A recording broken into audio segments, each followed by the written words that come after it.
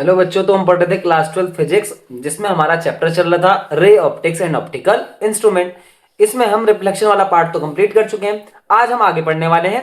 हमें क्या करना था, देखो हमने रिफ्लेक्शन वाले पार्ट में क्या क्या पढ़ा था, थोड़ा सा एक बार याद कर लेते हैं। हमने लाइट पढ़ी, लाइट क्या होता है, व्हाट इज लाइट, लाइट के बारे में जाना। हमने स्पेरिकल मिरर से रिलेटेड कुछ टर्म जाने, और हमने फोकल लेंथ भी जानी थी। कॉनकेव मिरर के लिए फोकल लेंथ की डेफिनेशन, और कॉन्वेक्स मिरर के लिए फोकल लेंथ की डेफिनेशन। रेडियस ऑफ कर्वेचर और फोकल लेंथ के बीच में क्या रिलेशन था वो भी हमने देखा था। मिरर इक्वेशन आई थी, कहीं पे हमने मिरर इक्वेशन भी सॉल्व करी। मिरर इक्वेशन क्या थी आपको अच्छे से पता है, 1/f equal to 1/b plus 1/u। फिर हमने लीनियर मैग्निफिकेशन भी जाना। हमने बोला था linear magnification is equal to the ratio of the image, ratio of the height of image to the height of object. इस तरीके से हमने वहां पे लिखा था m equal to H dash upon H, और उसके लिए भी हमने एक फॉर्मूला वहां पे डेरिवेट करके दिखाया था। अब हमारे पास जो रिफ्लेक्शन वाला टॉपिक था, रिफ्लेक्शन में आपके पास सिलेबस में इतना ही है जितना मैंने आपको बताया। अब आपको इससे रिलेटेड कुछ न्यूमेरिकल करने, कुछ एग्जांपल्स करने, तो हम एनसीईआरटी के एग्जांपल करते हैं। आज हम जो है एनसीईआरटी के एग्जांपल नंबर 9.1 9.2 इसमें देखने की कोशिश करते हैं। और भी जितने एग्जांपल होंगे, ज्यादा बड़ी नहीं होगी वीडियो, तो हम ज्यादा से ज्यादा एग्जांपल लेने की कोशिश करेंगे। लेकिन देखते हैं, आज हम एग्जांपल नंबर 9.1 से इसमें स्टार्ट करने वाले हैं। तो हमारे पास जो चैप्टर चल रहा है बच्चों, वो है ray optics and optical instrument. आप पढ़ रहे हैं क्लास 12 फिजिक्स। क्लास 12 फिजिक्स का सेकंड वाला पार्ट आप पढ़ रहे हैं, और उसमें हम आज करने वाले हैं एग्जांपल नंबर 9.1। तो स्टार्ट करते हैं। एग्जांपल नंबर 9.1 क्या है देख लेते हैं। Suppose that the lower half of the concave mirrors reflecting surfaces is covered with an opaque non reflecting material. क्या बोल रहा है वो? बोल रहा है कि हमारे पास एक कॉनकेव मिरर है। देखो थोड़ा सा हमें ड्रॉ भी कर लेते हैं, देखो फिगर को बनाने की जरूरत तो नहीं है, लेकिन थोड़ा सा ड्रॉ करके समझने की कोशिश करते हैं। और उसने एक कॉनकेव मिरर बनाया, हमने देखो उसने बोला ना ये कॉनकेव मिरर है, ये इसकी प्रिंसिपल एक्सिस होगी, देखो है ना, ये इसकी प्रिंसिपल एक्सिस है। अब वो बोल रहा है suppose that the lower half of the concave mirrors reflecting surfaces is covered with an opaque. मतलब इसका जो लोअर हाफ है ना, नीचे का हिस्सा है, इसको पूरा ऐसे ढक दिया गया है इसको, मतलब इसके आगे कुछ हमने एक ओपेक ऑब्जेक्ट रख दिया। तो आगे क्या पूछ रहा है क्वेश्चन में, what effect will this have on the image of an object place in the front of the mirror. अब बोला आपने मिरर के सामने कोई एक ऑब्जेक्ट रखी है, तो उसकी इमेज में क्या चेंज आएगा। आपने कहा आपके पास स्पेरिकल मिरर है, कॉनकेव मिरर है, कॉनकेव मिरर का आधा हिस्सा आपने ढक दिया किसी ओपेक से। ओपेक ऑब्जेक्ट, ओपेक मतलब ऐसा ऑब्जेक्ट जिसके आर पार नहीं देखा जा सकता। तो अब हमने यहाँ पे क्या करना है, मिरर के सामने एक ऑब्जेक्ट भी लाके रख दी। अब बोला इस ऑब्जेक्ट पे क्या चेंज आएगा, इस ऑब्जेक्ट से जो इमेज बनेगी उसमें क्या चेंज आने वाला है, ये चीज देखनी है हमें। तो अगर देखो आपके पास सिंपल यहाँ पे एक ओपेक, यहाँ पे कोई ओपेक ऑब्जेक्ट ना रखे हम, तो तब तो आपके पास जैसा ऑब्जेक्ट होगा सिमिलरली उसका इमेज भी बनेगा ही बनेगा। अब आपको इसका आंसर किस तरीके से देना है, देखो आपको ध्यान रखना है, since the laws of reflection is valid for all points of the remaining part of the mirror. याद रखना है, चाहे वो आधा मिरर हो चाहे वो फुल मिरर हो, इमेज तो वो वही प्रोड्यूस करेगा जैसे वो पहले प्रोड्यूस कर रहा था। कहने का मतलब क्या है, हाइट ऑफ द इमेज में कोई भी चेंज नहीं होने वाला है। जैसे पहले बन रही थी इमेज, सिमिलरली वैसी इमेज अभी भी बनेगी, चाहे आप उसको ओपेक से या किसी भी ओपेक ऑब्जेक्ट से लाके ढक दो मिरर को, कोई फर्क उसमें नहीं पड़ने वाला है। हम यहाँ पे क्या कर रहे हैं, देखो केवल आधा पार्ट क्या कर रहे हैं, ढक रहे हैं मिरर का। इस बात का भी आपको ध्यान रखना है, ठीक हो गई बात। तो मैं क्या बोल रहा हूं कि आप जो क्या होने वाला है यहाँ पे कि इमेज का जो हाइट है ना वो चेंज नहीं होगा ये ओपेक ऑब्जेक्ट इस मिरर के सामने रखने से।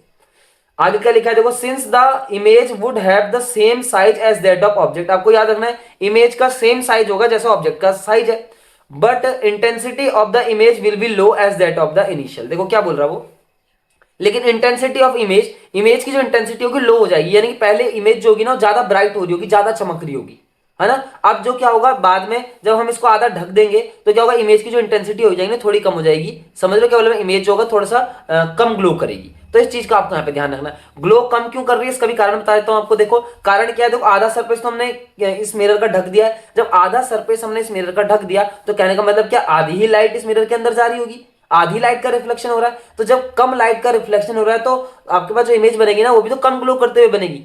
यही चीज आपको यहाँ पे ध्यान रखनी है, ठीक है। मैंने क्या बोला, आपने क्या करा, स्पेरिकल मिरर आपका कॉनकेव मिरर था, हमने उसको हाफ साइड उसकी कवर कर दी और उसके सामने एक ऑब्जेक्ट रखा। अब बोला उसे पहले से कंपेयर करो कि जब उसके सामने एक ओपेक ऑब्जेक्ट नहीं रखा है तब इमेज कैसी बन रही है, और जब ओपेक ऑब्जेक्ट रख दिया उसके बाद इमेज कैसी बन रही है। तो देखो मैंने आपको बोला इमेज की हाइट में तो कोई भी चेंज नहीं होने वाला, इमेज की हाइट जैसे पहले थी वैसी अभी रहेगी, बस थोड़ा सा चेंज आएगा। क्या चेंज आएगा, इस स्पेरिकल मिरर में जाने वाली जो लाइट है ना, इंसिडेंट लाइट, उसका अमाउंट कम हो जाएगा। पहले जब यहाँ पे ओपेक ऑब्जेक्ट नहीं था, यहाँ पे ज्यादा लाइट जाएगी स्पेरिकल मिरर में। अब एक ऑब्जेक्ट लाके आपने मिरर के आगे रख दिया उसके आधे पार्ट में, तो इस मिरर में जाने वाली लाइट का अमाउंट कम हो जाएगा। जब लाइट का अमाउंट कम हो जाएगा तो सिंपल सी बात है कि intensity of the image will be low as that of initial. Image. समझ में आ गई बात? तो आपको पहला क्वेश्चन था, इस तरीके से आपको इसका आंसर देना है। ठीक है, तो ये था आपके पास एग्जांपल नंबर 9.1। इसमें ऐसा कुछ नहीं था, बहुत सिंपल ये क्वेश्चन है, आपको देखना और इसी तरीके से आपको इसको सॉल्व करना है, इसी तरीके से आपको इसका आंसर लिखना है। तो बच्चों अब हम कर लेते हैं एग्जांपल नंबर 9.2। ठीक है, तो एग्जांपल नंबर 9.2 क्या, इसको भी देख लेते हैं। A mobile phone lies along the principal axis of a concave mirror. देखो कॉनकेव मिरर के सामने एक हमने मोबाइल फोन रख दिया है, तो आपको दिख रहा होगा, देखो ये मोबाइल फोन है यहाँ पे, ये छोटा सा कॉनकेव मिरर के सामने हमने ऑब्जेक्ट की तरह एक क्या रखा है, मोबाइल फोन यहाँ पे रख दिया। ठीक है, इन फिगर 9.7 लिखने की जरूरत नहीं है, 9.7 आपका फिगर है ये एनसीईआरटी का। So by suitable diagram the formation of its image.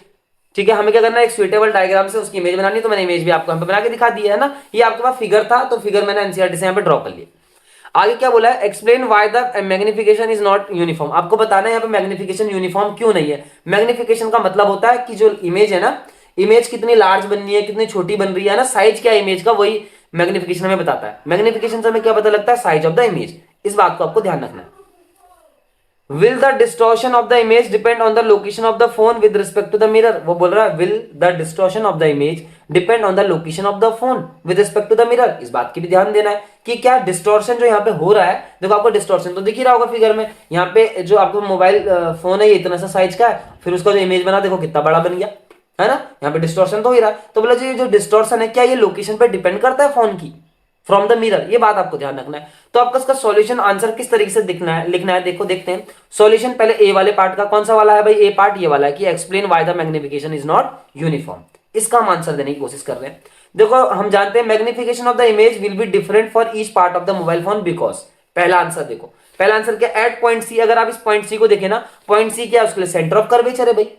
तो centre of curvature mirror produce magnification equal to 1। जब सेंटर ऑफ कर्वेचर की बात आती है, जब किसी ऑब्जेक्ट को हम स्फेरिकल मिरर के सेंटर ऑफ कर्वेचर पे रखते हैं तो सेम साइज का इमेज बनता है। इस बात को आपको ध्यान रखना है। कहने का मतलब क्या है, एम की वैल्यू 1 आती है। यही तो मैंने आपको बताया था जब लीनियर मैग्निफिकेशन पढ़ा था। जब मैंने लीनियर मैग्निफिकेशन पढ़ा तो मैंने आपको बताया कि m इक्वल टू 1 अगर हो जाता है तो h dash equal to h। कहने का मतलब क्या, height of image is equal to the height of object हो जाता है। तो स्पेरिकल मिरर में अगर आप सेंटर ऑफ कर्वेचर पे एक ऑब्जेक्ट रख दें तो ठीक उसी के साइज का एक इमेज वो प्रोड्यूस करता है। और कहां पे प्रोड्यूस करता है, वहीं पे सेंटर ऑफ कर्वेचर पे वो इमेज ये प्रोड्यूस करेगा। तो देखो आपके पास जो ये बी सी वाला साइड है ना, इसका इमेज का प्रोड्यूस हो जाएगा सी बी डैश। जितना यहां से यहां तक की हाइट है ठीक उतना ही यहां से यहां तक की भी हाइट यहां पे होगी। ये तो बात हो रही है सेंटर ऑफ कर्वेचर की। थोड़ा आगे चलने की कोशिश करते हैं। देखो as we go towards the mirror, जैसे जैसे मिरर की तरफ को जाएंगे ना, तो जा रहे हैं, देखो यहां से यहां तक को जाएंगे जाएंगे जाएंगे जाएंगे जाएंगे, तो मिरर की तरफ को बढ़ रहे हैं। तो क्या हो रही है भाई, पोल की तरफ को डिस्टेंस कम हो रही है, किसकी, ऑब्जेक्ट की। तो इस केस में क्या होता है, जो आपके पास इमेज बनती है ना, वो सेंटर ऑफ कर्वेचर से बियॉन्ड पीछे की तरफ को बनती जाती है। इस बात को ध्यान रखना है। जब आपने क्लास 10 पढ़ी होगी ना, तो क्लास 10 में वहां पे लॉज ऑफ रिफ्लेक्शन आए थे ना, laws of formation of image, या फिर ऐसा इमेज फॉर्मेशन के कुछ लॉ थे बाय द स्फेरिकल मिरर। उनमें यही था कि सेंटर ऑफ कर्वेचर पे अगर आप ऑब्जेक्ट रखते हैं तो सेम साइज की इमेज बनती है सेंटर ऑफ कर्वेचर से। और जैसे जैसे आप ऑब्जेक्ट को पोल की तरफ को लेके जाते हैं मिरर के सामने, तो जो ऑब्जेक्ट है ना उसका इमेज जो होता है ना, सेंटर ऑफ कर्वेचर से बियॉन्ड पीछे की तरफ को बनता जाता है और एनलार्ज बनता जाता है। तो देखो जैसे हम इस तरफ से इधर को जाएंगे तो एनलार्ज इमेज ये होती चली जाएगी। आगे क्या लिखा, as we go towards the mirror, जैसे हम मिरर की तरफ को जाते हैं तो क्या होता है भाई, the image will be enlarge beyond point C. जो इमेज होगी ना वो पॉइंट सी से पीछे की तरफ को एनलार्ज बनेगी। ये तो क्या है भाई, इसकी प्रॉपर्टी है, ये फॉर्मेशन की क्या है, इमेज फॉर्मेशन के लॉ है by the spherical mirror. It means M will be greater than here. तो देखो मैग्निफिकेशन डिफरेंट पॉइंट पे डिफरेंट आएगा। सी वाले पॉइंट पे जो है मैग्निफिकेशन जो होगा बराबर होगा, है ना, m इक्वल टू 1 के बराबर होगा। जैसे जैसे आप इधर को जाएंगे तो मैग्निफिकेशन की वैल्यू बढ़ती चली जाएगी। मैग्निफिकेशन की वैल्यू बढ़ने का मतलब क्या है कि इमेज का जो साइज होगा बढ़ते चला जाएगा।